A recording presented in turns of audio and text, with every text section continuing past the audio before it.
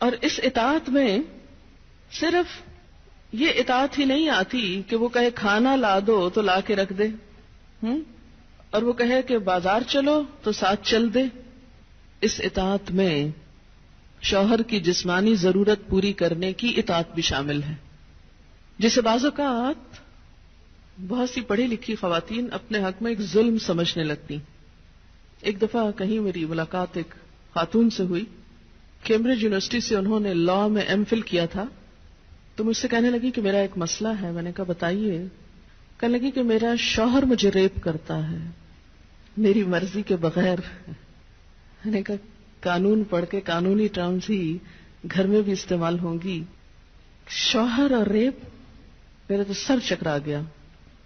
یہ بات بہت ڈھکی چھپی ہے لیکن چونکہ دین کا ایک حصہ ہے اس لیے بتانا ضروری ہے. بہت سے گھرانوں میں خرابیاں اور بہت سے گھرانوں میں لڑائیاں اور بدمزاجیوں کی جو روٹ کاز ہے وہ یہاں سے شروع ہوتی ہے، جسے کوئی نہیں کھولتا.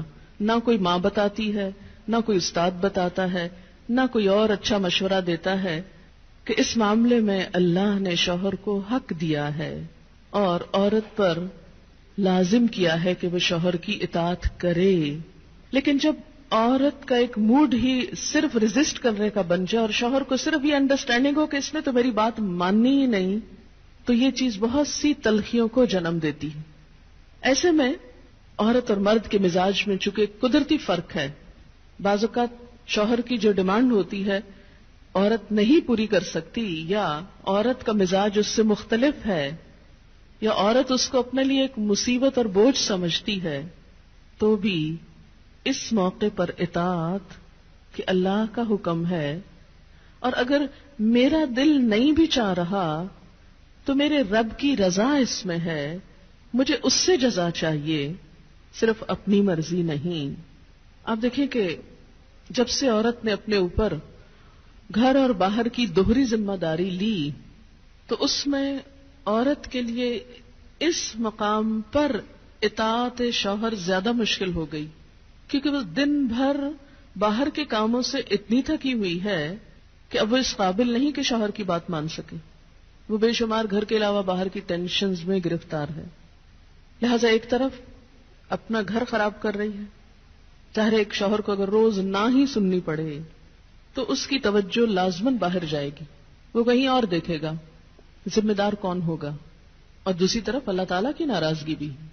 اللہ کی رضا شوہر کی رضا میں ہے اور اللہ کی ناراضگی شوہر کی ناراضگی میں ہے. ہاں یہ الگ بات ہے کہ اگر شوہر ناروا زیادتی کرتا ہے اور بالکل بے رحم ہے یا ایسا کو مطالبہ کرتا ہے کہ جو ناجائز میں آتا ہے، وہ تو نہیں پورا کرنا. جیسے آپ کو بتایا گیا کہ فطری طریقے کے علاوہ کوئی بھی ایسا طریقہ خواہ وہ شوہر اور بیوی کے درمیان ہی کیوں نہ ہو اسے حرام قرار دیا گیا، چاہے وہ عمل قوم لوط سے ملتا ہو یا اورل سیکس ہو، یہ تو ناجائز ہے ہی. لیکن فطرت کے دائرے میں، اور اس میں بنیادی چیز جو باہم کاؤنٹ کرتی ہے وہ باہم ایک دوسرے کے ساتھ کوآپریٹ کرنا ہے، ایک دوسرے کے مزاج کو سمجھنا ہے اور ایک دوسرے کے ساتھ تعاون ہے. لیکن آپ دیکھیں کہ ہمیشہ آئیڈیل صورتحال نہیں ہوا کرتی، ہر شخص اتنا کنسیڈریٹ نہیں ہوتا. لیکن اللہ تعالیٰ نے عورت کو جہاں شوہر کو باہر کی مشقت دی نا، کتنی مشقت ہوتی ہے گرمی میں، دھوپ میں.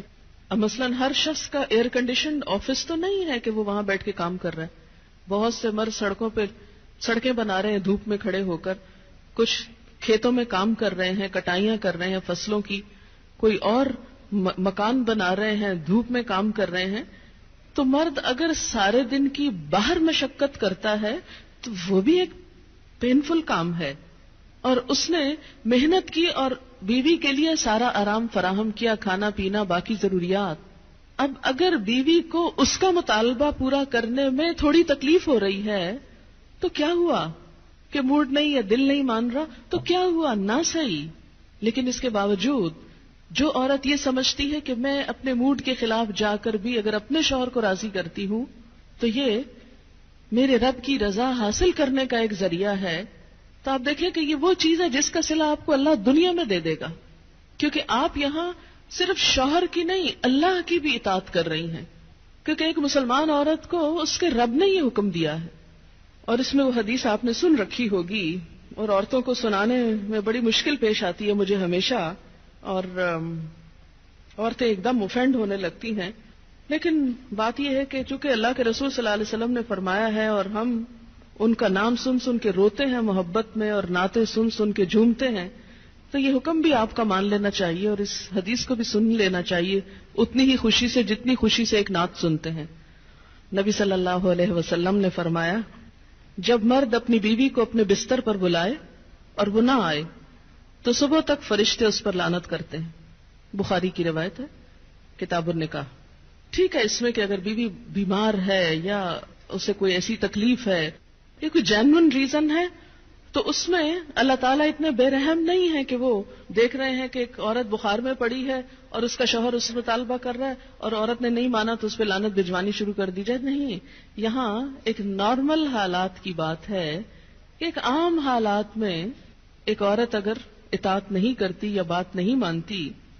اور اسی لیے ایک اور حدیث ہے, حضرت ابو ہریرہ کہتے ہیں کہ آپ صلی اللہ علیہ وسلم نے فرمایا, اگر عورت کا خاوند اس کے پاس موجود ہو تو وہ اس کی اجازت کے بغیر نفلی روزہ نہ رکھے.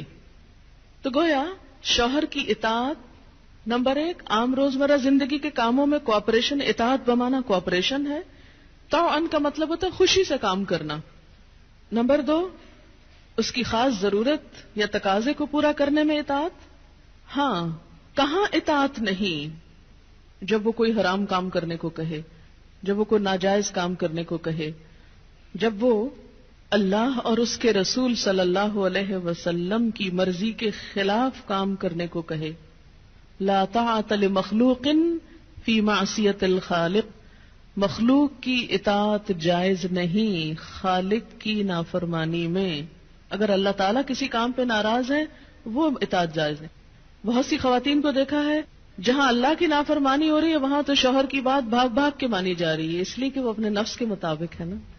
آپ سب جانتے ہیں کہاں کہاں. لیکن جہاں شوہر کی اطاعت اللہ کی رضا کے مطابق ہے لیکن ہماری رضا کے خلاف ہے تو پھر ہم وہاں نہیں بات مانتے. تو بسا اوقات ہم بظاہر اللہ کی رضا کا لیبل تو لگاتے ہیں, ہوتی اندر سے اپنے نفس کی اطاعت ہے. اور بعض اوقات شوہر کی اطاعت کا لیبل لگاتے ہیں لیکن وہاں بھی اصل میں نفس کی اطاعت ہوتی ہے کہ ہمارا اپنا دل وہی چاہ رہا ہوتا ہے جو شوہر چاہتا ہے اس وقت. بعض اوقات کئی غلط کام شوہر چاہتے ہیں نا کہ بیوی کرے, ہم خود بھی وہ چاہ رہے ہوتے ہیں ساتھ, اس لیے آڑ لے لیتے ہیں جی شوہر نہیں مانتے. مثلا سر ڈھکنا شوہر کو پسند نہیں, کیا کریں, اب شوہر کی اطاعت بھی تو اللہ ہی نے کہا. یہاں شوہر کی ہم 100% اطاعت کو تیار ہو جاتے ہیں کیونکہ اندر سے اپنا دل جو ساتھ ہے. لیکن جب رات کو شوہر بلائے تو وہاں اپنا دل نہیں, لہذا چاہے اللہ تعالیٰ کتنا ہی فرمائے سب اطاعت بھول جاتے ہیں. تو ایک مسلمان عورت, ایک فرما بردار عورت شوہر کے لیے اطاعت گزار ہے.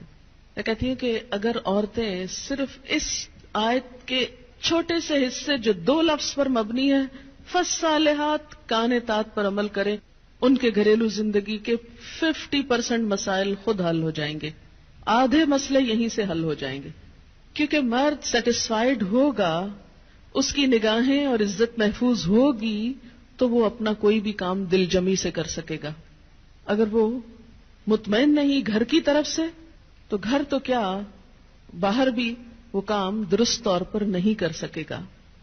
تو فالصالحات قانتات, نیک عورتیں فرما بردار ہوتی ہیں. نبی صلی اللہ علیہ وسلم نے فرمایا, بہترین بیوی وہ ہے جس کی طرف تم دیکھو تو وہ تمہیں خوش کر دے, جب تم اسے کسی بات کا حکم دو تو بجا لائے, اور تمہاری عدم موجودگی میں تمہارے مال اور اپنی ذات کی حفاظت کرے. تو ہمیں ایسی بہترین عورت بن کے دکھانا ہے. رسول اللہ صلی اللہ علیہ وسلم نے فرمایا, اللہ تعالیٰ اس عورت کی طرف نظر رحمت سے نہیں دیکھتا جو خاوند کی شکر گزاری نہیں کرتی, حالانکہ وہ اس سے بے نیاز نہیں ہو سکتی, اس کے بغیر رہ بھی نہیں سکتی, لیکن جب وہ ہوتا ہے تو اس سے وہ صرف لڑائی کرتی رہتی اور گلے شکوے کرتی رہتی, کمپلینٹس ہر چیز میں کمپلینٹس. تو شوہر بھی چاہے اس کے پاس کتنی بھی جسمانی طاقت ہے یا مالی طور پر بہت سٹیبل ہے, وہ انسان ہے, وہ ہیومن بینگ ہے, وہ بھولتا بھی ہے, وہ غلطی بھی کرتا ہے. تو ایسی چیزوں کو اگنور کر دینا چاہیے. ہمیشہ گنتی کر کے رکھیں کہ اس کے احسانات کتنے ہیں اور اس کی غلطیاں کتنی ہیں. اگر وہ برابر ہو تو بھی شکر گزار رہیں، اور اگر اس کی نیکیاں یا احسانات زیادہ ہوں اور غلطیاں کم ہوں تو غلطیوں کی بنا پر اس کی ناشکری نہیں کریں.